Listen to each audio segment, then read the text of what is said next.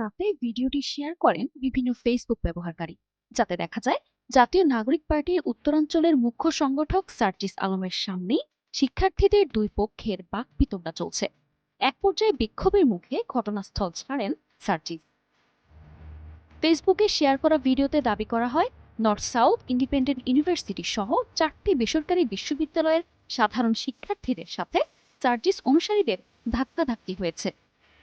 খোঁজ নিয়ে জানা গেছে, ভাইরাল ভিডিওটির ঘটনাটি ঘটেছে বুধবার রাত 10টার পর বসুন্ধরা আবাসিক এলাকায় অবস্থিত বেসরকারি নর্থ সাউথ ইউনিভার্সিটির সামনে।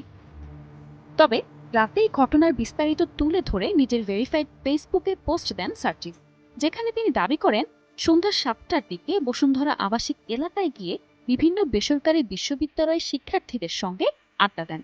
রাত 10টার পর যখন নর্থ সাউথ ইউনিভার্সিটির সামনে দিয়ে হেঁটে যাচ্ছিলেন, তখন হঠাৎ প্রায় 10-12 জন তরুণ স্লোগান দিতে শুরু করে।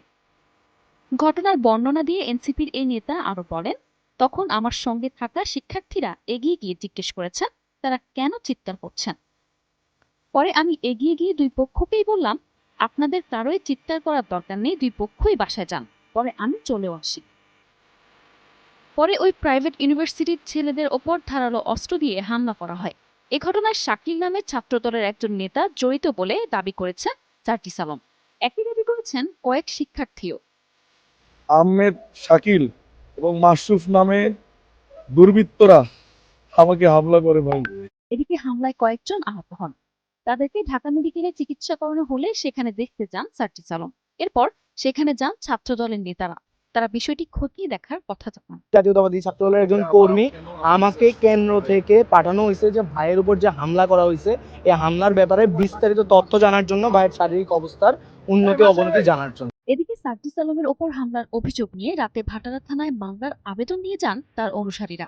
একই সময় পাল্টা অভিযোগ নিয়ে থানায় অবস্থান করছেন বেসরকারি বিশ্ববিদ্যালয়ের কিছু শিক্ষার্থীও। অন্যদিকে ঘটনার সাথে যারাই জড়িত থাকুক, সিসিটিভি ফুটেজ ও নিরপেক্ষ তদন্তের মাধ্যমে দোষীদের বিরুদ্ধে ব্যবস্থা নেওয়ার দাবি জানিয়েছেন সাধারণ শিক্ষার্থীরা। বুধবারের ঘটনার প্রেক্ষিতে পরবর্তীতে বিশৃঙ্খলা এড়াতে পদক্ষেপ নেওয়ার কথা বলেছেন অনেক ব্যবহারকারী। এছাড়াও বসুন্ধরা এলাকায় আহত হয়ে ঢাকা মেডিকেলের চিকিৎসা নেওয়ার ঘটনাকেও অনেকে রহস্যজনক বলে প্রশ্ন ছড়েছেন ফেসবুকে। নিশা আলম, নিউজ ডেস্ক, 21 টেলিভিশন।